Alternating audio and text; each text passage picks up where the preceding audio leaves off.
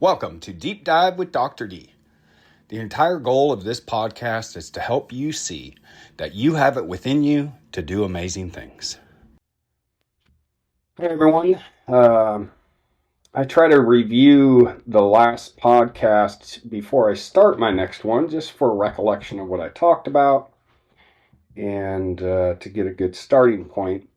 And what I also did directly prior to this recording of this one is I grabbed my very first journal where I started journaling.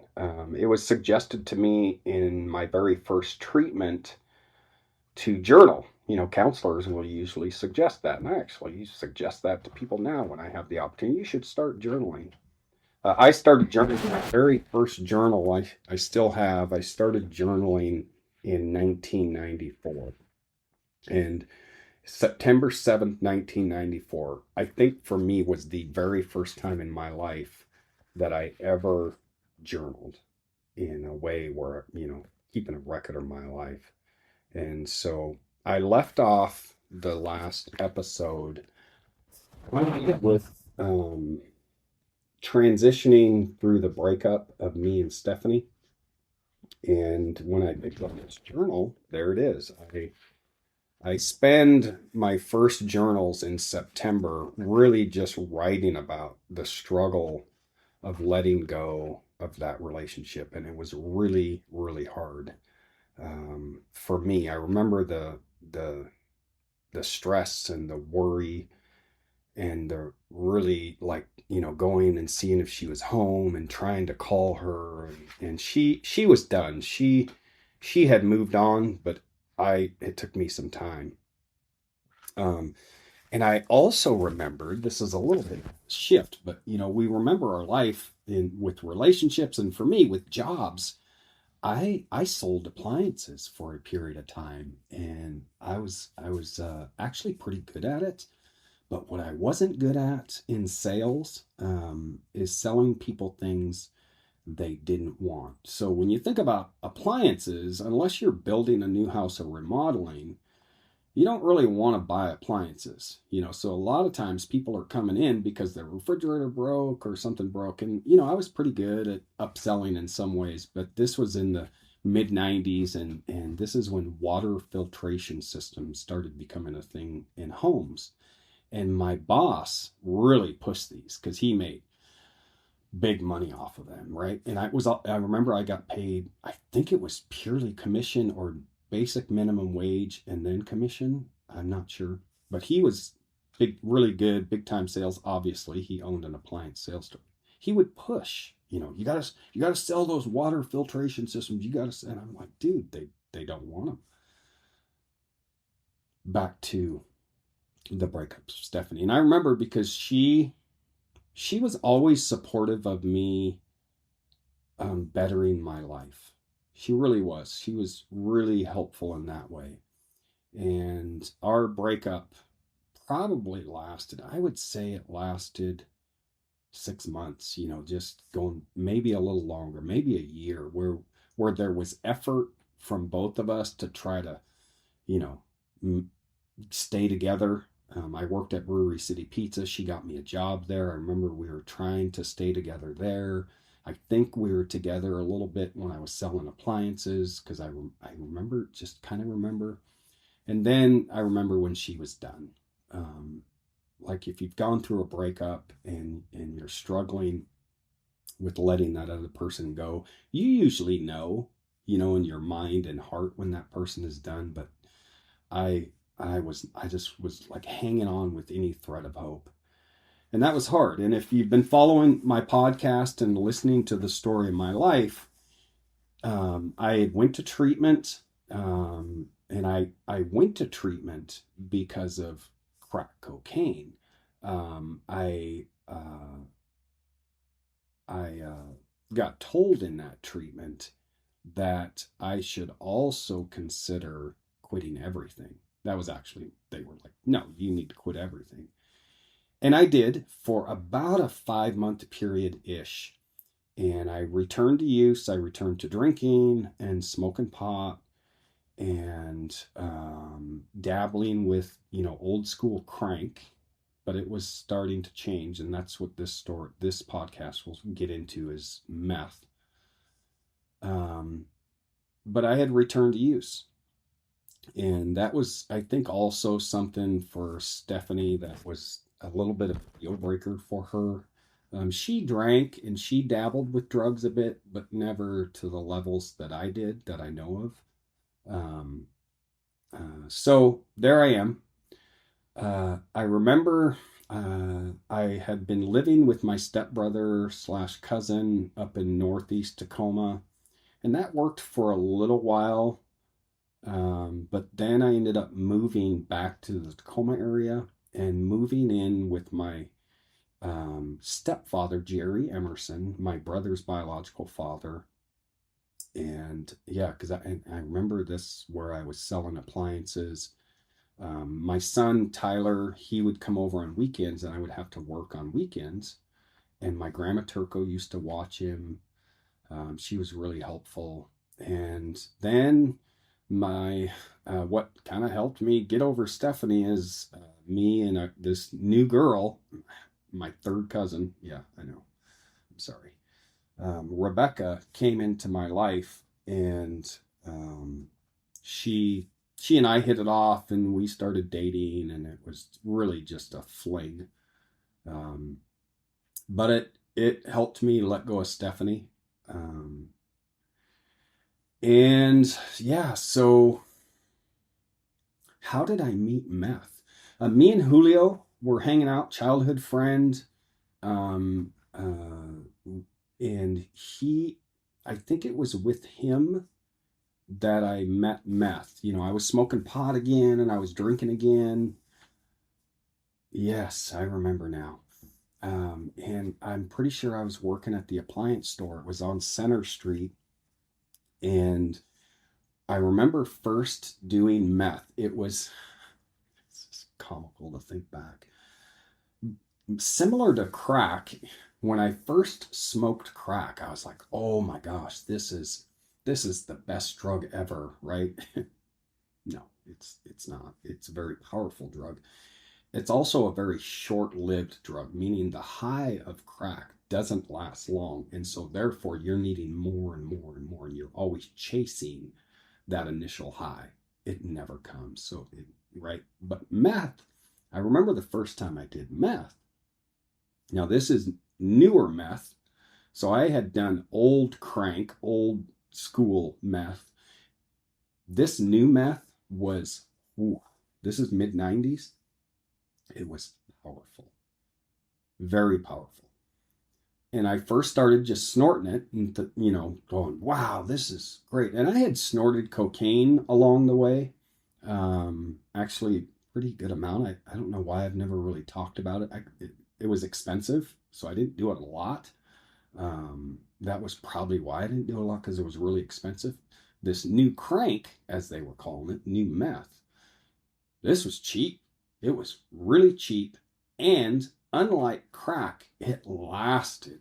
The high, you could do one line of this mid 90s crank, and you would just like the energy, the endorphins, like, wow, oh my gosh, right? Like I could really talk myself into going back and remembering that, right? And I do. It was like, holy moly, this is great. And I was so productive. I'm almost certain my productivity was selling appliances. Like I had this newfound energy, and boy, it was great, blah, blah, blah. And it was cheap, like for, I think, $20.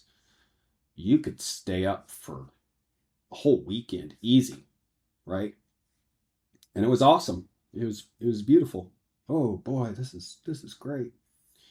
Now, just like crack, that newfound love for this drug, it didn't really last. The addictive qualities,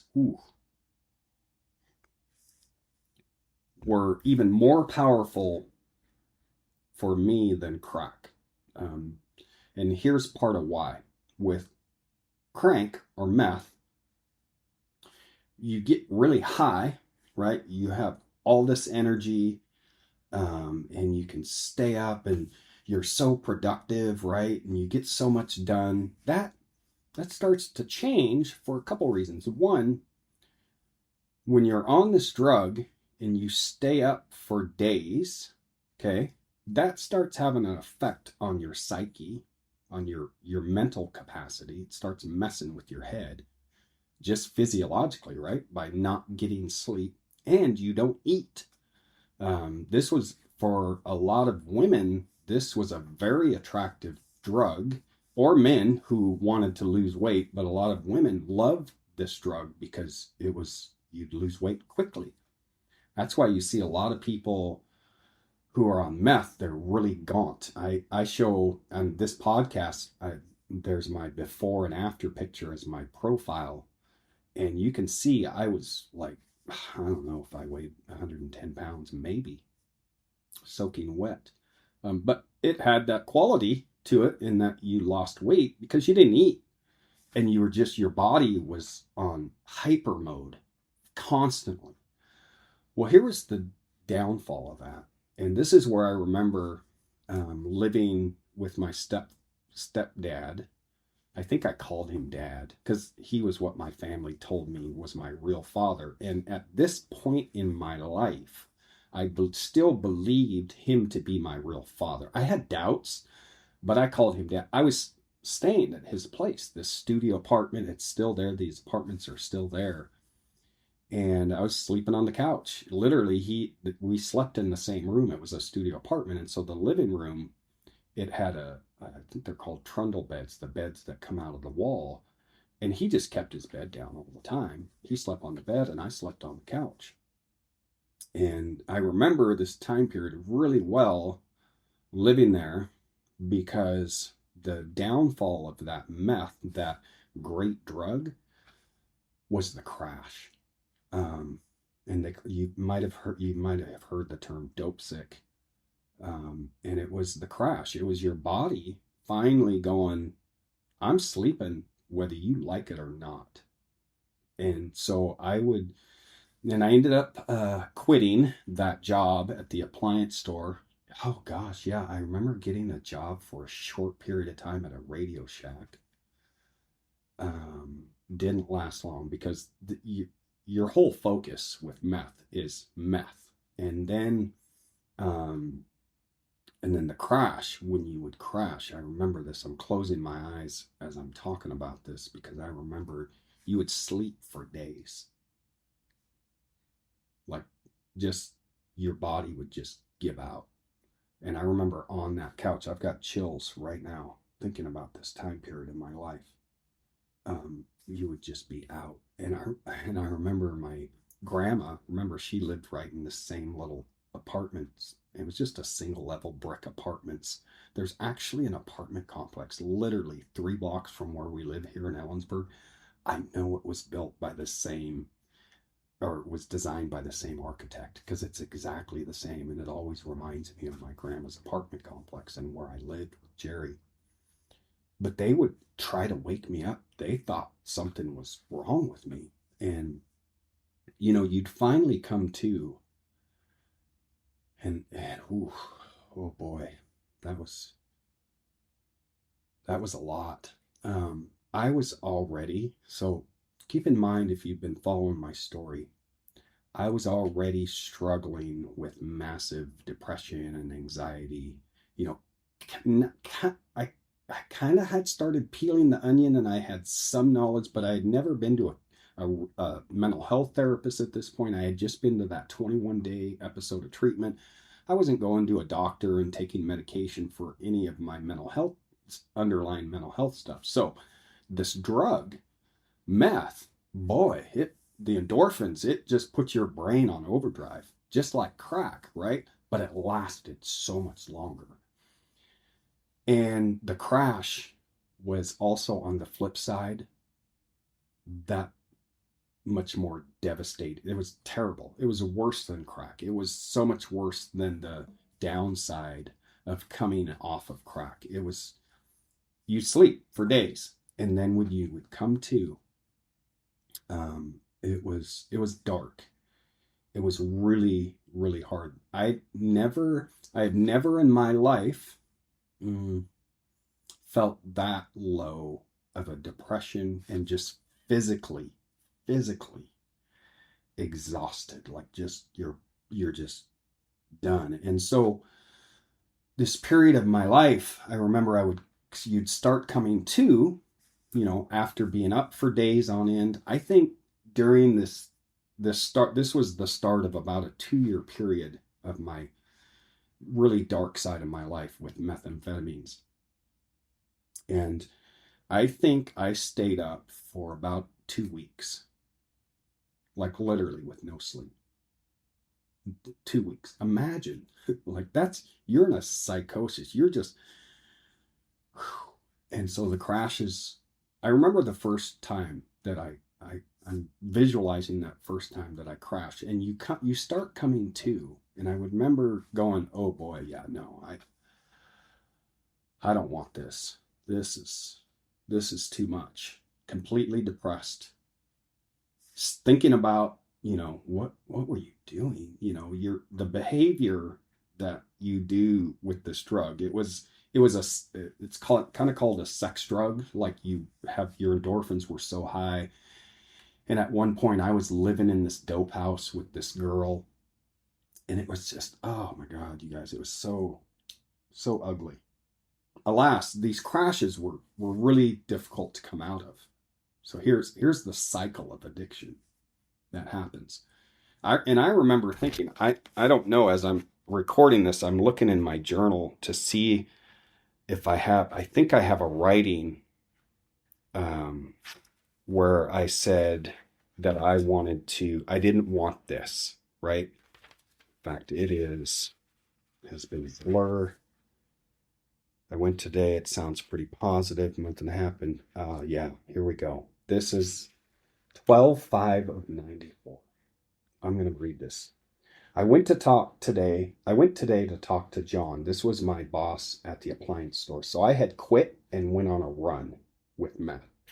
And I can tell you just by this.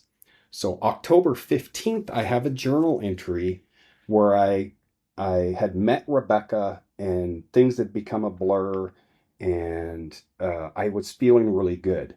But I'm positive I met Meth not long after this, because my next journal entry is 2 months later. I had been journaling pretty regularly. And so it was in December of 94. I went today to talk to John about getting my job back. It sounds pretty positive. The last month and a half has been pretty much hell. I've let myself down in many ways that only I can correct, and I will correct. I need to stay away from relationships altogether until I get my life together. I feel like giving up a lot now, and that is not me. Before Rebecca showed up, I was on the right track, but when she showed up, I let everything derail completely. I still think of Stephanie and sometimes wish we were together, but it's been 5 months now, and my feelings have moved on. I wish for her the best. I started my feelings for Cindy again. Interesting. That's my son's mother. But as always, it's just not there. Me and Rebecca barely get along. I know that someday I will find that someone, but I don't think it will happen until I find myself. I'm okay with just me for now. Not always, but for the most part, I'm okay. Yeah. The drug use had begun. Oh, here we go. So that was on 12/7, 2 days later. So, yep, this is once you come out of that being dope sick and you start coming awake again. For me, the weight of, my life at that time, I wasn't happy with my life. The cycle of addiction starts, and you think, well, I'm just going to do it one more time just to kind of help me come alive again. 2 days later, the pressure to do what I know is best for me is great right now. I'm fighting many urges to do what I know would just leave me feeling guilty. I've lost some willpower, and I'm fighting myself to get it back with a quickness. I can resist the urge. I'm better than what I'm telling myself. I'm fighting using again. 12/16. It's been a week. Oh boy. I haven't read this in a while, you guys. 12/16. It's been a week since my last entry. I tried the best I could to fight the urge, and unfortunately the urge won. Maybe for the better. Oh God. Because what I went through showed me once again what the drug scene can get me. I'm going to tell you guys what happened after I read this because it's wild. I guess it would be easiest to give into life and end up on the street or dead. But I know I want more than that. I want a job and I want my own place.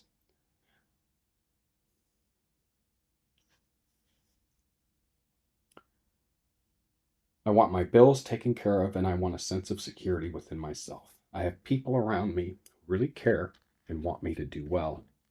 I need to stay around those people and stay away from the people who are going nowhere. I have a son who needs a father to provide for him. So I will start again to make my life what I want it to be. Here is a list of things I will not let in my life. 1, drugs. 2, negative people. 3, negative thinking. I will keep my thoughts on what is going to get me ahead and not backwards.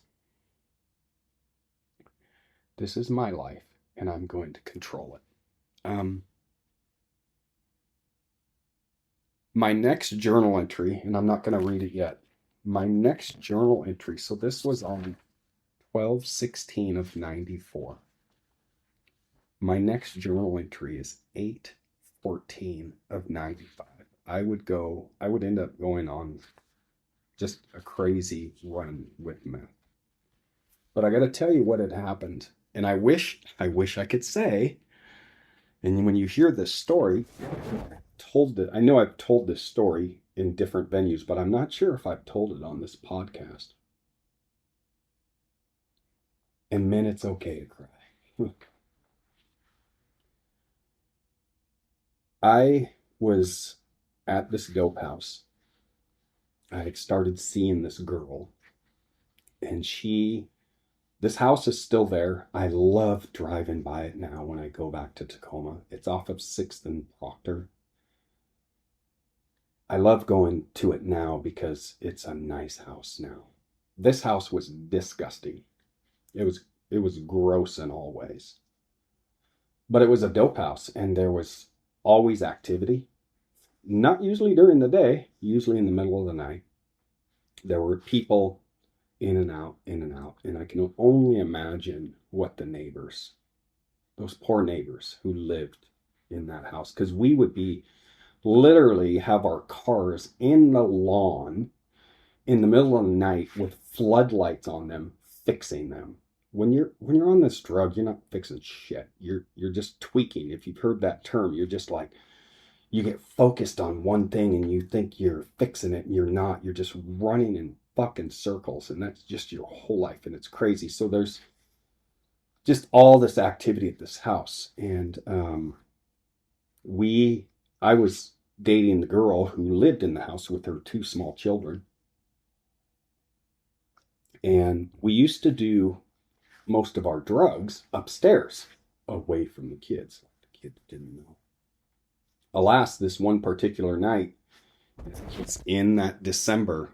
It was like probably just a couple days before this. Mid-December, it was Christmas time. Somehow we had put a Christmas tree up in the living room, probably high. But on this one particular evening, we had decided to take a break. We had almost always did our drugs on the 2nd floor of this house. And so we were downstairs in the living room, just hanging out. No, there was no activity. And we were watching TV. And that was what was really odd. Like maybe we were just out of drugs. I don't know.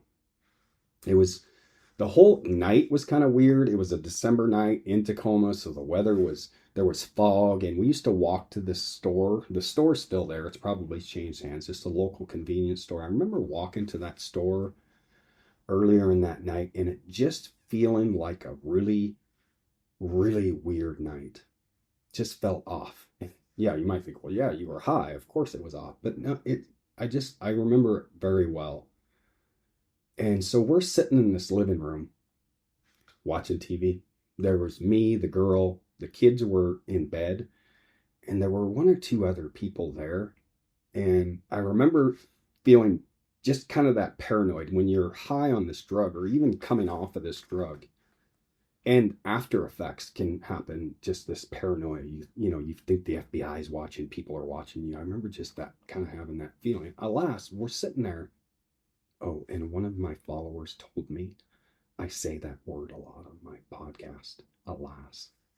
I'm sorry. We're sitting there watching TV in this dope house that on this particular evening, not a lot of activity, and we hear this car pull up. Not too unusual. We hear it because it's got a loud exhaust. And we're, just sitting there and thinking someone's going to come to the door. And then bang, bang, bang, bang. Shots fire. We just freaking, she starts screaming. I hit the floor. I just did. I was able to find the phone. I grabbed the phone. I called 911. And, I'm on the phone with 911 and I'm like, there's someone's shooting at the house. And they're like, okay, so the 911 operator keeps me on the phone. Officers are on their way. And, those initial shots rang out and I can hear the car. So I'm just I'm like, we're going to die because they're coming to the house. They're going to kill us. Stay on the phone. And I don't remember how long it was between the time I got on the phone with 911 and when they showed up, but it felt like obviously eternity, felt like forever. But the 911 operator's like walking me through this. Stay on the phone. They're on their way. And the 911, they're at the house. And I'm like, I can hear the car out there right now. That she's like, the police are coming. They're here. They're at the house. And she's walking me through. They're coming up on the porch right now. You're going to hear them knock on the door. And I remember hearing the knock. When she said they're going to knock, they knocked. And I'm like, I hear the car. I'm like worried. I'm going to open the door and it's not going to be the cops. I open the door and there's the cops. Tacoma police. There's one cop on the porch and it's dark. It's night. And there's another cop or two. I remember one being off of the porch in the yard with the flashlight. And the car's gone. Don't see or hear the car now. The car that I just heard. I heard the car. And now, mind you, police had been to this house. This wasn't an unusual thing. It was a dope house. And he's like, well, he doesn't really believe that the house got shot at. And I'm like, no, someone was here. They shot at the house. And the cop that was in the yard took his flashlight and flashed it. He was flashing on the front of the house and didn't see anything. And then he pointed his flashlight to the second floor. And he said to his partner, there's bullet holes in the second floor windows. The windows were shot out and there were holes in the side of the house, the front of the house on that second floor. Had we not, on that particular night, for whatever reason, been in where we almost always were, which was upstairs on the second floor, I probably wouldn't be here to tell you this story. So you call it God, you call it higher power, you call it the universe.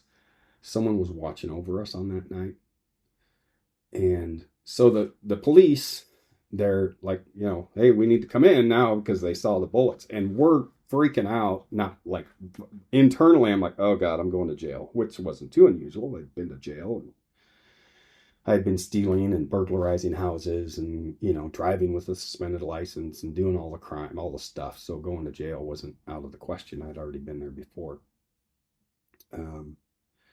They come in and they go upstairs, to investigate. Now they had a reason to come in. And we're just sitting down there. I remember thinking, oh, all our paraphernalia was up there. We didn't have any dope, so we're thinking, oh God, but we're going to jail. I'm just, okay, going to jail as soon as they come down. And they were up there and we're sitting in the living room just waiting to go to jail. And they come down and they said, well, okay, yep, you got shot at. And they just left. And that was that night. That journal entry that I wrote on 12/16 is you would think that would have been enough. It was not. I would continue on the path with meth.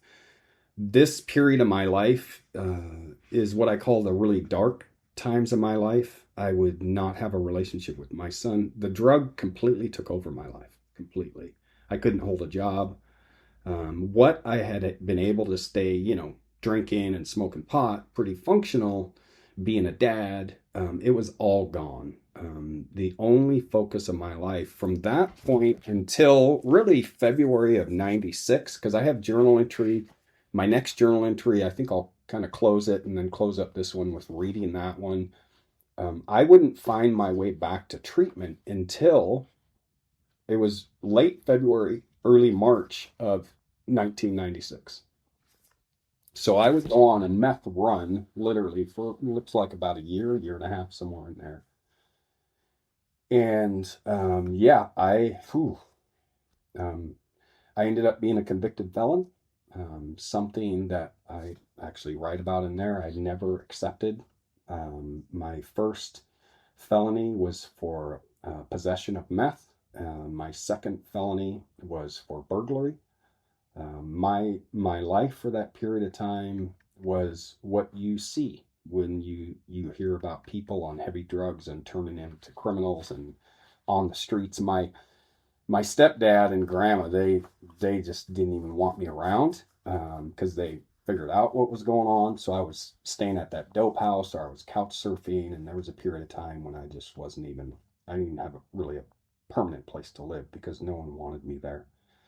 I had a car, and I I had a Mustang, a 19, was it an 85 Mustang? Anyway, but I didn't have a license. My license was suspended, and so I would get pulled over. My driving abstract by the end of this was 2 pages long, driving my license suspended, no insurance, speeding, or whatever else I was doing. I was just racking up tons of fines in that area. Obviously, I wasn't paying any of my other bills, so my debt was loading. I wasn't paying child support because I didn't have a job. I couldn't keep a job. In fact, I didn't even try looking for a job for that period of time when I was out on the streets. Just you call it running and gunning, just the crazy life of being a drug user, meth head, if you call it, criminal. And it was ugly. I did things, I saw things, I participated in things I wouldn't wish on anyone. I was not a father to my son, um, and it lasted until it would last heavily until I'm going to go ahead and read this journal entry that I would put in. Looks like 9 months later in August of 1995. So August 14th of 1995. Wow. It's been 2 days short of 8 months since I wrote in this journal. To be honest, I don't remember too much of those 8 months. What I do know is that I want to forget and have forgotten most of those 8 months. I have been on drugs, been a drug dealer, lied, cheated, stole, and have broken my heart several times. I'm now a convicted felon, which I've still not accepted. I'm far away from where I feel I should be. I feel a lot of guilt, have few true friends,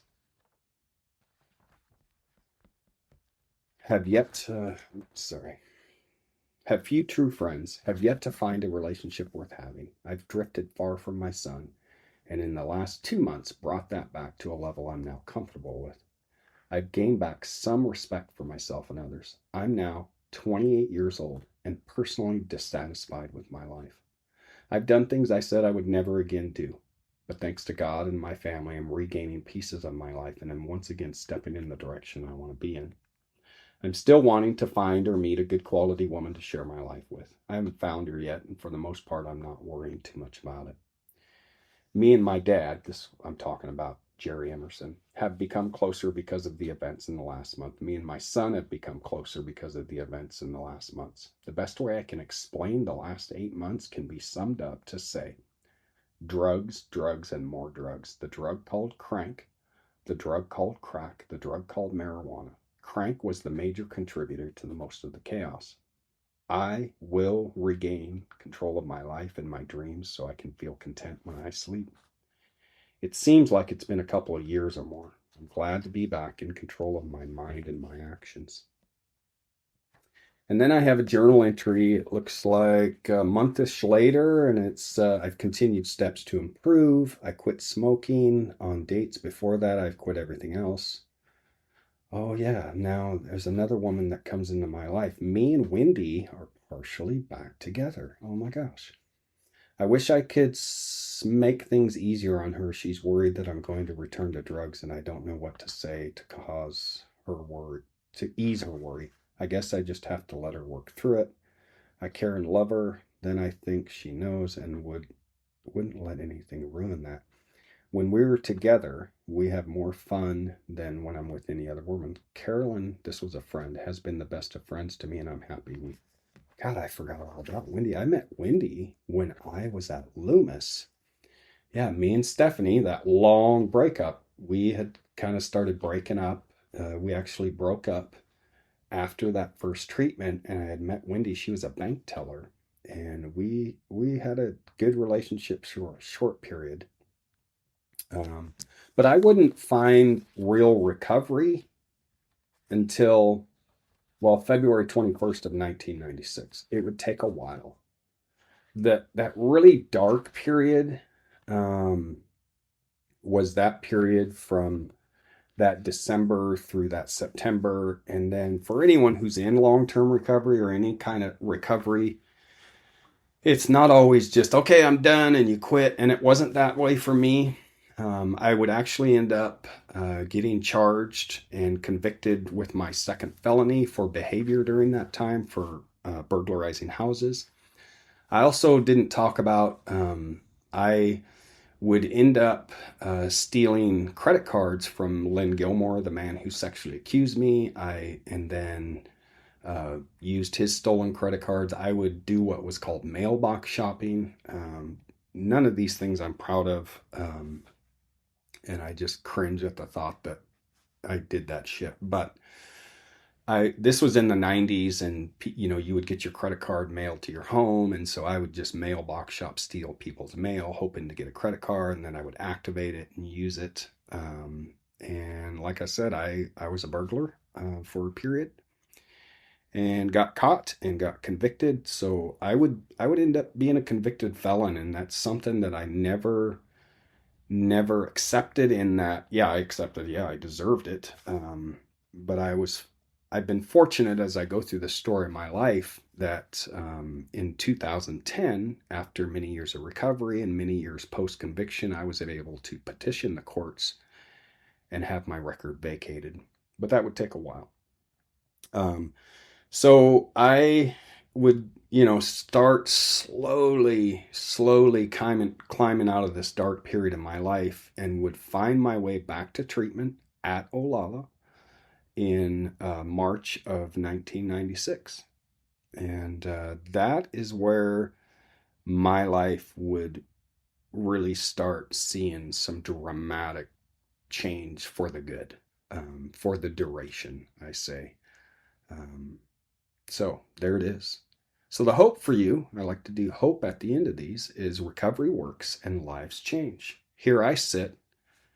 Next month, I will celebrate 18 years of recovery. Directly prior to that, I enjoyed 10 and a half years of recovery from that February. It was actually February 21st of 96 till the fall of '06. I had tons of progress and positive change in my life, which you'll hear me talk about as I go through the story of my life with this podcast. I took what I say was a little hiatus from recovery, returned to use in '06, and was fortunate to get back. But the hope is recovery does happen for people. And I like to say, don't ever give up hope. I think about that period, of that really dark period in my life where I was off the rails and a criminal and all the behavior. And I'll never forget the conversation that I had outside of this dope house that I was living in for that period of time with a friend that I had known for a while. And him and we talked not too awfully long ago. And I'll never forget him having a talk with me, and him going, because him and we drank and smoked pot together. But when meth started hitting Pierce County, which not a fun thing for Pierce County, but Pierce County was actually the meth capital of the world for a period of time, and I was all up in it. But I remember him trying to talk to me and saying, David, dude, like this isn't you, And did it work? not necessarily. I would end up doing the drugs, but that always kind of stuck in my head. And that always stuck in my head in a way that I was like, dude, remember what Leon said, and come on, get out of this. It did help. Cindy, my son's mother, she would set very good boundaries with me, with my son, rightly so. I wasn't able to see my son for a period of time, but she also, I knew she was there for me when I needed help, and she was a significant person in my life, that was positive for me. She didn't give up hope on me. She set boundaries with me, which were really important. And there were other people who did that same thing for me. It would be my sister, in that in 95. Yeah, it was before I went to treatment in 95, I'm pretty sure, where she bailed me out of jail. I had gotten arrested on a warrant for burglary. This was when I was trying to, get out of the crazy, but, some things follow you and you have to be held accountable. And so I got picked up on that warrant and got put in jail, where my sister recognized that, one, she has always been a champion for me. And she was like, well, he's trying to make change. I don't know what the conversation was, but she bailed me out of jail and said, hey, you're making some of these positive movements. She didn't give up hope on me, is what I'm saying. Healthy boundaries for sure, but don't ever give up hope. Because I'm just one example of many who have been able to turn their lives around. And so if you're out there struggling and you follow my journey, know that you can turn it around. I believe in you. I want better for you, and I want you to want better for yourself and your family. Man, like, think about your family. My family has benefited greatly from my decision to put down drugs and alcohol and turn my life around. I hope for everyone a good day, and love to all.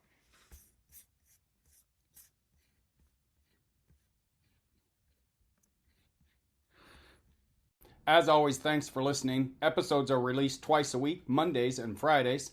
You can also follow me on my other social media channels in the description.